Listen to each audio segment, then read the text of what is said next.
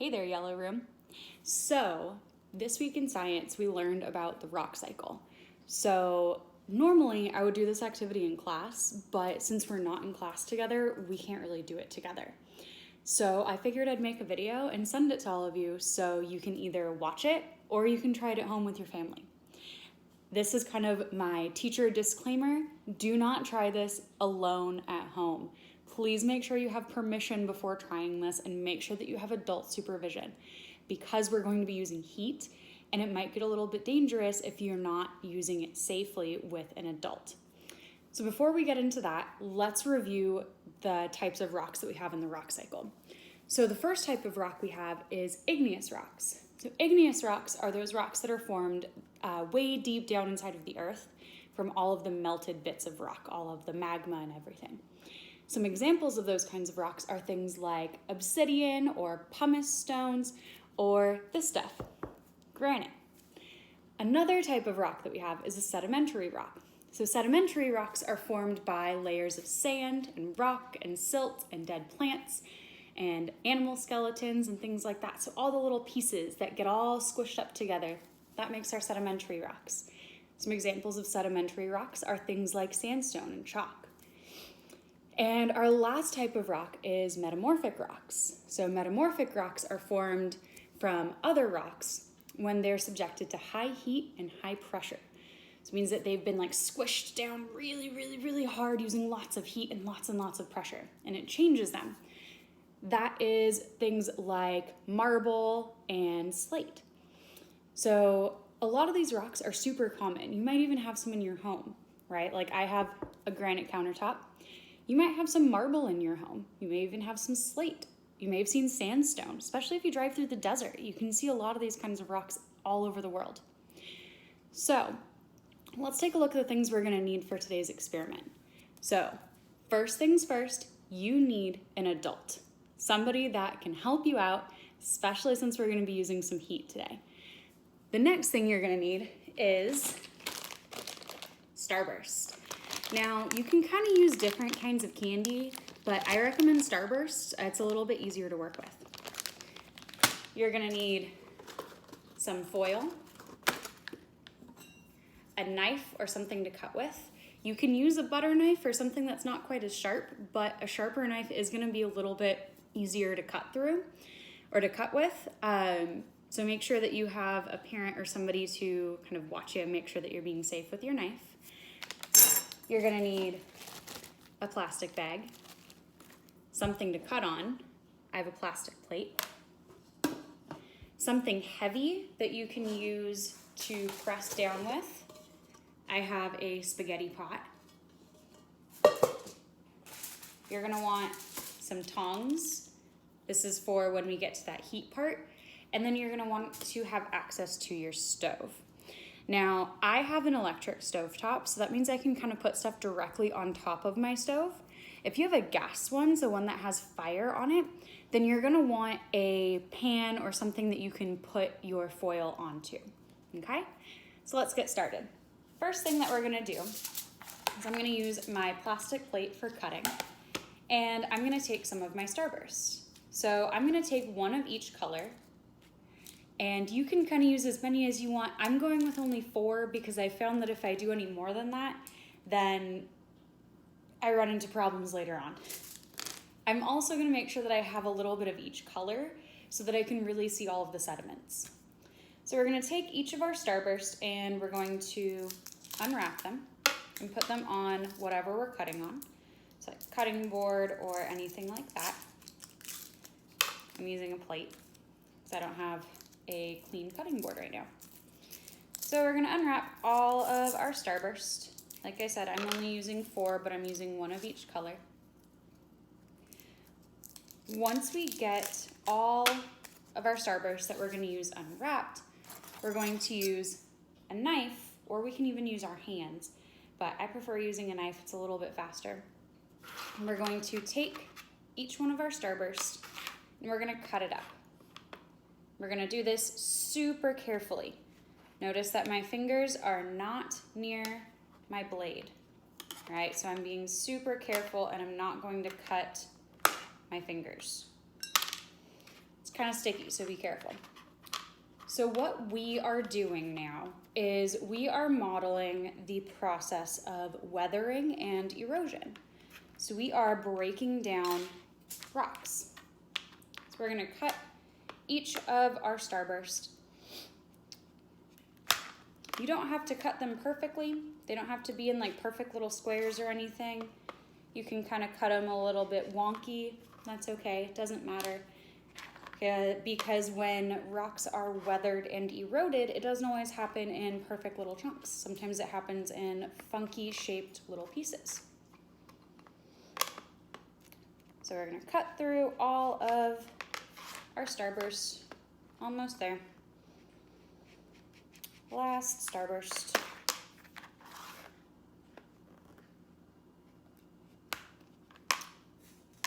And now we're done with our knife. So I'm gonna put my knife off to the side because I don't need it anymore. So now I have all of these little pieces of starburst. So all of these little pieces of starburst are kind of representing the sediment. So all the little pieces of rocks and minerals and sand and silt, maybe some dead plants or animal bones or things like that. So you can do this next part in your hands, but I like to do it in my plastic bag because if I do it with my hands, it gets kind of sticky. So I'm gonna kind of mix up all of your pieces and put them inside your plastic bag. You don't have to seal it or anything. But I like to get all of mine in one little spot. Using the corner is kind of helpful for this. And I'm just gonna grab it in my fist and just squish it. And I'm just trying to squish it so that all of the pieces are stuck together. All right, we don't need to squish it too much, but just enough that everything is stuck together. Once all of the little pieces are all stuck together, you can see you have a sedimentary rock. So you can see all of the colors in there. So you can still see the pinks and the reds and the yellows and the oranges. You can still see all of the colors in there. So this is just like a sedimentary rock. So the next thing we're gonna do is we're gonna make a metamorphic rock. So I'm going to move my plate because I don't need it anymore. I'm gonna take my sedimentary rock, put it back in my bag. And this part you can do with something heavy if you want to, or you can just use your hands. I like to do a little bit of both because metamorphic rocks, remember, are formed with heat and pressure. So the heat from my hands is helping, and then the pressure from my spaghetti pot's gonna help too. So I'm gonna put my sedimentary rock on a hard, flat surface like my countertop, and I'm just gonna press down as hard as I can. So I might not be able to press very hard on my own, so that's when I'm gonna grab my handy dandy spaghetti pot, and I'm gonna press down some more on it.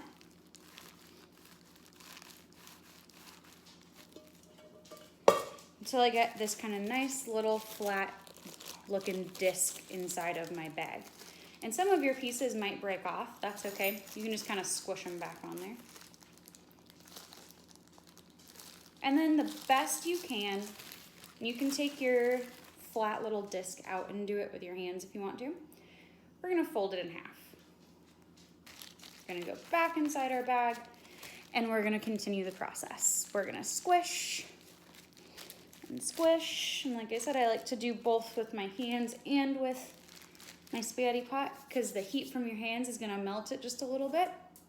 And then your heavy object is going to give it the pressure that it needs. Now I have kind of another flat little disc. You can kind of start to see some of the layers in there. And I'm gonna fold it again. I'm actually gonna fold it twice this time. Now you can really see all of the layers in there. I'm gonna take my rock, it's all folded up, stick it back into my bag and give it a couple more squishes.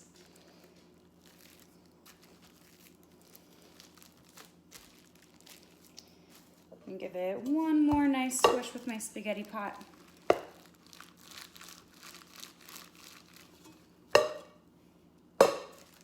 And now I have my metamorphic rock. It's kind of hard to see in the camera, but you can see all these nice little layers in there. So all these nice little layers of our sediment. So now we have our metamorphic rock. I'm gonna leave mine flat rather than squishing it back up, just because when we heat it, it's gonna be a little bit easier when it's flat. So now, this is when I need my foil. So I like to kind of double my foil up just to make super sure that I don't have any leaks and that I don't get any candy on my stovetop, because melted candy is not fun to clean off of a stovetop. So I'm gonna fold my piece of foil. I'm gonna fold mine a couple of times.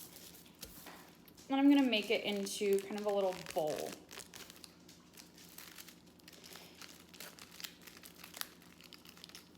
And this is what we are going to use to heat our little metamorphic rock. It doesn't have to be perfect or anything, just enough so that you don't end up getting candy on your stove.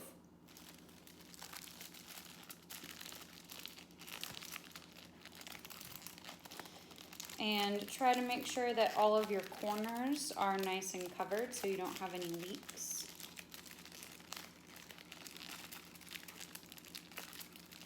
And then you're going to take your metamorphic rock, put it in your nice little bowl, and head on over to your stove.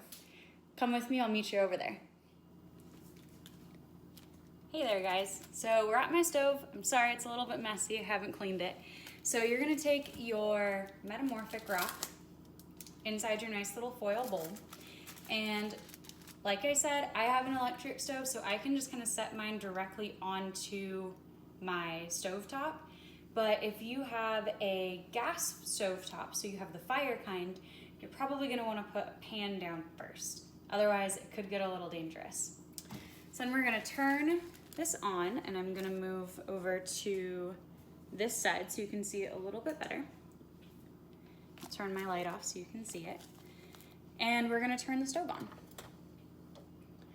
I'm not gonna turn it on super high because I don't want it to burn, right? So this is the part that's gonna smell kind of good because as it melts, you're gonna be able to smell all of the sugar on the inside. So we're just gonna hang out and watch.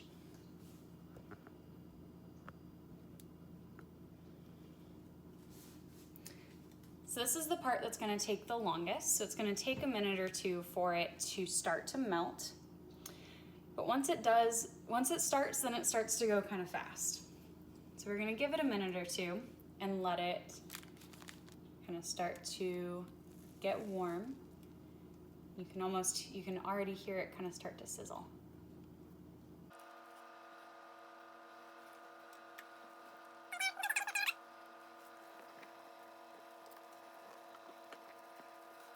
So you can see it starting to melt. So this is our metamorphic rock starting to melt by the heat of the Earth's core. You can see mine's kind of starting to burn, that's why it's turning a little bit brown.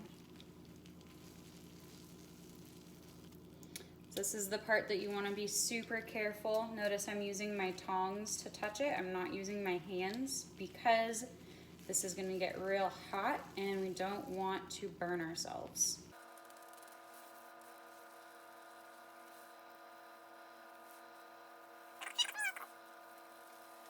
Go. Now we have this nice, super melty, igneous rock. So come with me back to my counter and we'll take a look. Alrighty, so we just made our igneous rock. Well, we started the process of making our igneous rock. We kind of started making lava or making magma. So I have a couple of different versions of it here. I tried this out earlier. So first, and this is cooled off already, I put it in my freezer for a minute or two to cool it down, but it's not so cold that it's hard yet. So you can see this is what my igneous rock looks like. So now that it's cooling off, this is kind of magma, right? It's not totally hardened yet. It's still, if I poke at it, it's still soft. So this would be lava. So I have two other ones that I stuck in my freezer.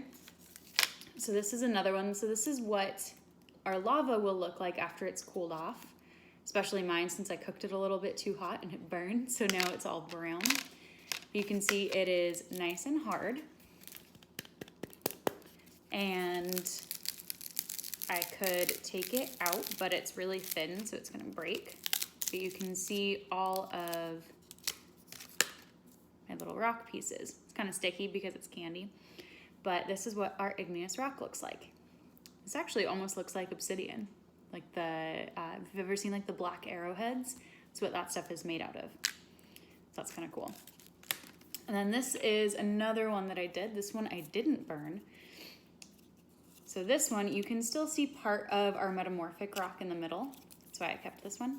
And then around the outside, you can see the igneous rock. We'll see if I can pull it out of the foil. Not sure if I can do it without it breaking.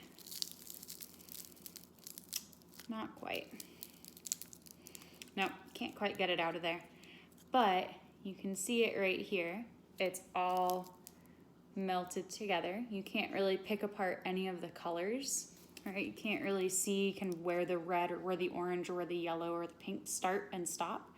It just kind of becomes one big piece versus our metamorphic rock that's here in the middle still. We can still see it. We can still kind of see parts of the sediment, parts of our sedimentary rock.